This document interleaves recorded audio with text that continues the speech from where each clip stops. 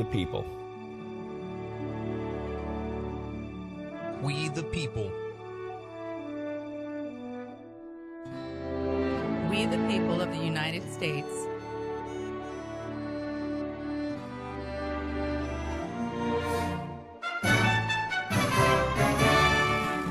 We the people of the United States, in order to form a more perfect union, establish justice, ensure domestic tranquility, provide for the common defense, promote the general welfare, and secure the blessings of liberty to ourselves and our posterity, do ordain and establish this Constitution for the United States of America. Well, as I have said all along, I didn't think Judge Strickland's order was going to survive. You remember Judge Strickland's order a few weeks ago? I was having a conversation this morning with a friend of mine, Bill Nick. For some reason, I remember this being in August, but apparently it was just a couple weeks ago. And in fact, it was just a day or so before the passing of Judge Ruth Bader Ginsburg. Judge Strickland in Pennsylvania struck down Governor Wolf's orders closing various businesses and things. The liberties protected by the Constitution are not fair weather freedoms, he wrote. In place when times are good, but able to be cast aside in times of trouble. There is no question that this country has faced and will face emergencies of every sort, but the solution to a national crisis can never be permitted to supersede the commitment to individual liberty that stands as the foundation for the American experiment. There was a good deal of hoopla at the time that this order was written. The state of Pennsylvania immediately asked for it to be stayed. Judge Strickland refused to do that. And in what is literally no surprise to anybody that is familiar with this stuff, the Third Circuit Court day before yesterday, stayed the order with no comment. They made no comment as to why they were doing it. They just said the order is put on hold pending a full hearing by the Third Circuit Court, either by a 2-3 judge panel or by in banc with the whole shooting match. Again, this was no surprise. It shouldn't have been a surprise. And I know at the time, because I listened to other shows and I listened to stuff, people were very excited by Judge Strickland's orders. They sang his praises. They said he was right. They were ecstatic that he would say this and that he would show that governor in Pennsylvania that he can't do this. Of course, there were a couple of problems with it. Number one, most of the orders had already been lifted, so it's kind of a moot point. Second problem was, I'm pretty sure that nobody that was on the air doing that actually read the ruling. They didn't really delve into what Strickland's logic behind it was. Now again, I'm not saying I disagree with him. What I'm saying is that the arguments are more subtle than he tried to make them be. We got to go back in time, of course, to figure this out. Strickland based his ruling on a case that was decided in 1905. Goes back quite a ways. The New York Times had it as a banner headline because it was a New York law that was involved here. The basis of this case, Lochner, was that New York tried to impose some limits as to how much people could work, how long people could work, particularly in bakeries, confectionaries. And the state of New York found itself being sued by a guy by the name of Lochner, who was a baker, who was upset because, in essence, the state of New York was messing with his business. They were telling him when he could and when he couldn't work, how long he could work, how the people working for him. There were other laws in New York that restricted how long people could work days and that sort of thing. And keep in mind, this was in the early 1900s. in an era when full incorporation of things had not yet happened. The ruling was controversial. It was, quote unquote, my favorite phrase, sharply divided, 5-4. It struck down the New York law, meaning that Lochner and others could work however they wanted to. And their argument was that under the 14th Amendment and the First Amendment, they had free association, they had freedom of contracts, they could, if they wanted to work 90 hours a week, they should be allowable to work 90 hours a week. People should be able to work 90 hours a week if they wanted to, if they contracted to. And the state should have nothing to say about that. The court struck down the law that prevented that by a sharply divided 5-4 ruling. It's one of the more intriguing cases. It's called a landmark decision, but it really isn't. There are some reasons for this. Now, what you need to understand is that this was Judge Strickland's primary basis for his ruling, was that the states can't interfere with the freedoms that are established here. The difference in Lochner, though, in 1905, in this sharply divided court, was one of dissent. Now, we often talk about dissents. In fact, the passing of Ruth Bader Ginsburg recently, she was famous, quote unquote, for her dissents. Famous amongst people that I doubt ever read any of them, but she would be very passionate in her dissent in rulings. But the thing to keep in mind is that dissents are not the rule. In other words, if the court rules that Dave drinks coffee and that's fine, and judge, justice, whoever dissents from that, that doesn't change the ruling. It doesn't, all it does is explain why that judge disagrees with the ruling. It doesn't have the force of law. And dissents have become, especially in the Ginsburg era, dissents have become, I don't know, cause célèbre in many corners. It's almost as if people read the dissents before they read the actual ruling to find out why they disagree with the ruling that they don't know what is yet. And especially, as I said, with Ginsburg. But the dissents here are notable for a couple of reasons. Remember, this was a 5-4 sharply divided court that struck down this law that essentially, as Strickland would have put it, eliminated the ability of the government, the local governments there, to intervene in contracting between individuals, association, freedom of work, that sort of thing. Justice Oliver Wendell Holmes Jr. made his dissent on several points. He accused the majority of the five of judicial activism, which is kind of funny if you think about it. He claimed that the case was decided upon an economic theory which a large part of the country does not entertain. That would be that the government has no say in this. He also did not agree, that the 14th Amendment enshrined the liberty of contract. He did not agree that it did, which is really amazing if you think about it, because under the 14th Amendment, it's remarkable what rights have been and liberties have been discovered. But he said the 14th Amendment does not enact Mr. Herbert Spencer's social statistic. You get the word.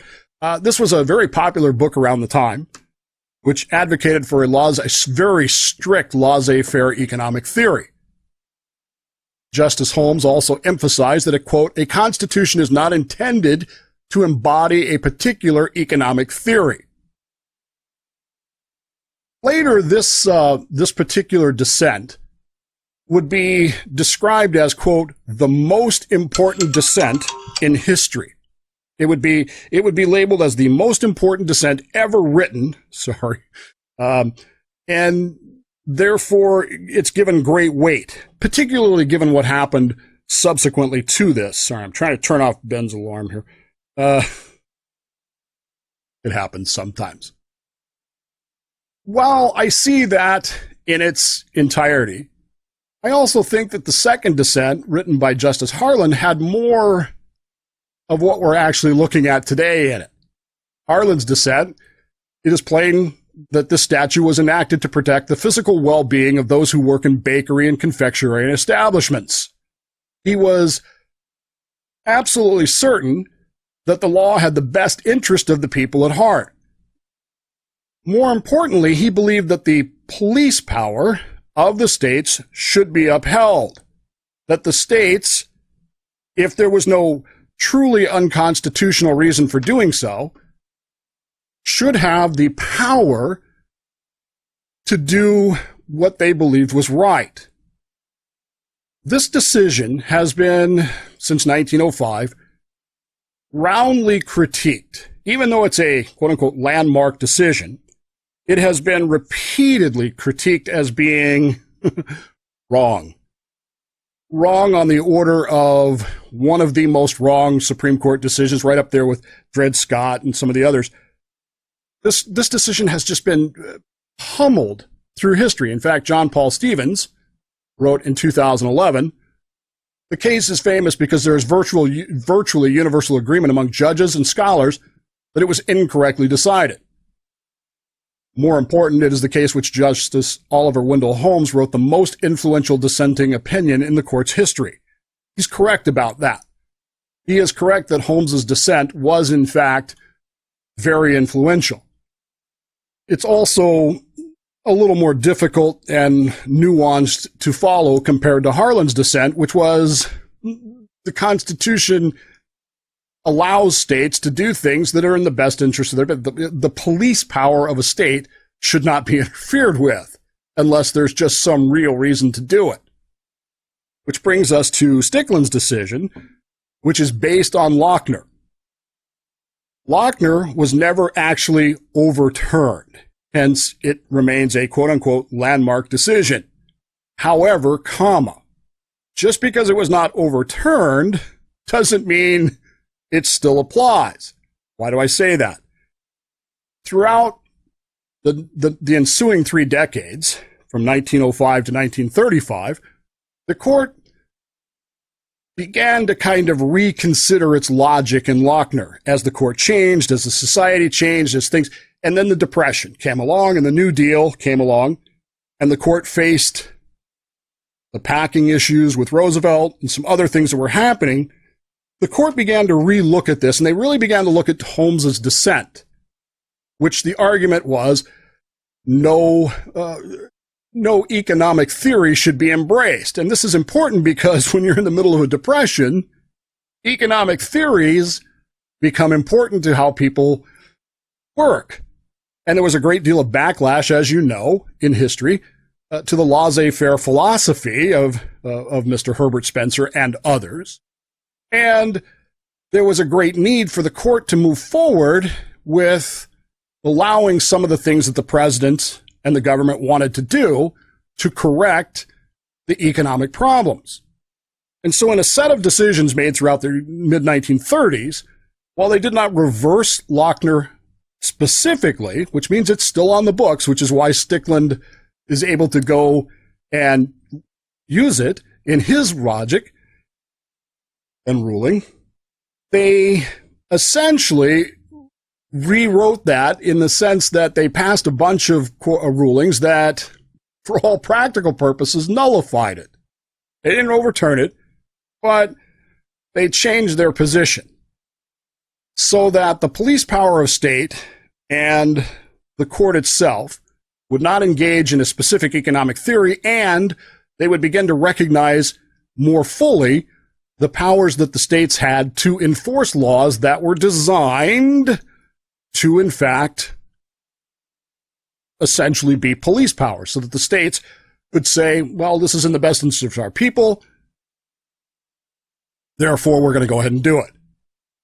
Which brings us, of course, to today. Governor Cuomo's orders over the last couple of days, his much threatened and much anticipated orders, essentially shutting down parts of New York City and New York because of what he has decided are super spreader events, including Orthodox and Hasidic Jews gathering for Sukkot celebrations. I'm not going to spent a lot of time on this. I am not Hasidic, nor am I Orthodox, but I am Jewish. I understand the significance of our festival, our holiday of Sukkot. It is a very meaningful and very deep, important holiday to us. But it is also one that, in my view, doesn't necessarily require us to all be in the same place at the same time. That's my opinion. I am not a rabbi, but I am Jewish, and you know what they say. 2 Jews, 3 opinions. For what it's worth, the Hasidim and the Orthodox believe that they do need to gather. They do need to do these things. They need to have these services. They need to be celebratory in the streets and the likes of that, and they always have done this. Cuomo's ruling appears to be specifically aimed at Jewish folks. That would be problematic if that was proven to be the case. If it was proven, if he said in his order, specifically Jewish people at this place can't gather, it would be wrong.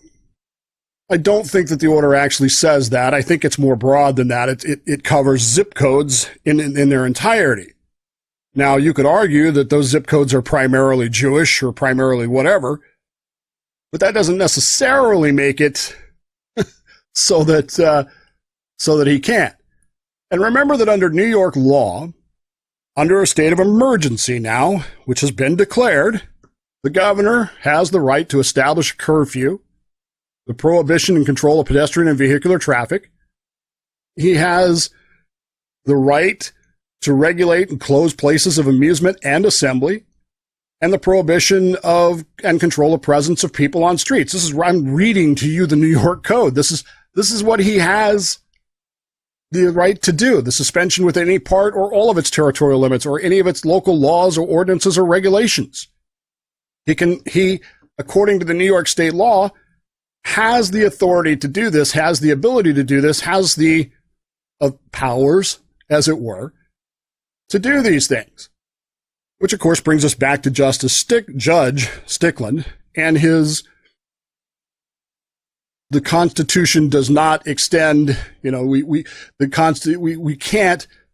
solution to a national crisis can never be permitted to supersede the commitment to individual liberty that stands as the foundation of the American experiment, for which, again, he was praised, but again is based on a discredited and long,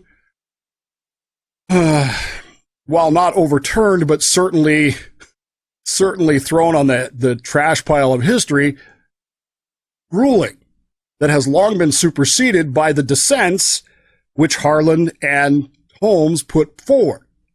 That, number one, the court is not subscribing to a specific economic theory, and number two, that the police power of state, as outlined in Article 1, Section 10, where it says the state shall, as imminent danger as shall not admit delay, can declare emergencies, and essentially the state constitutions have outlined what those powers are under those conditions. Which brings us round once again. The states, well, they need to review those laws and those constitutional authorities. Said that here about Washington. The idea that the only person who can decide that this COVID emergency is over is Jay Inslee is ludicrous.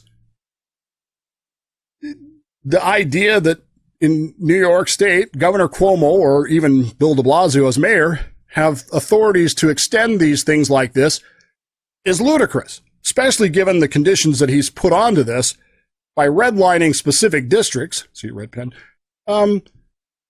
He supposedly is going to stop the super spreader events. But you know as well as I do, it's New York City. What's going to happen? Well, I used to think this is what would happen. I don't know anymore. They let these guys get away with 32-ounce drinks and the likes of that. My day, people would have pelted City Hall in New York with big gulp cups. But nowadays, I don't know what they're going to do. At any rate, people are just going to go to someplace else in the city that isn't in the limited area. And for the life of me, I can't believe that Cuomo doesn't know that. He knows that. He's almost anticipating that. He's almost hoping for that.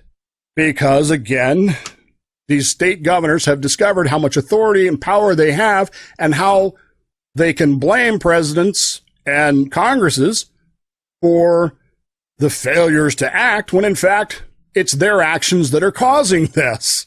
They can get it. There's no accountability. There's authority with no accountability. They can do whatever they want. States, the peoples of states, state legislatures are going to really seriously need to look at this, because otherwise, when does the emergencies end? What's not an emergency?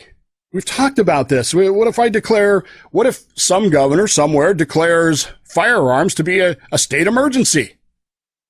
And he invokes emergency powers for that. What if California, what if we decide that global warming is a state emergency and we have to enforce gubernatorial powers for this, which in California, he can seize property. Supposedly with compensation, but that's not really all that clear. States are going to need to revisit these things, and judges need to reconsider what they're writing, because basing your opinion, which again, we all like that. We all like what Strickland had to say. The problem is that he ignored literally 100 years of rulings from the Supreme Court that, while they don't disagree with what he's saying, they re-express the sentiment of Abraham Lincoln. The Constitution is not a suicide pact. And Lincoln, while referring to the suspension of habeas corpus, and later again quoted by other Supreme Court justices in cases downstream, was absolutely right. There is a fine line between liberty and necessity of government action.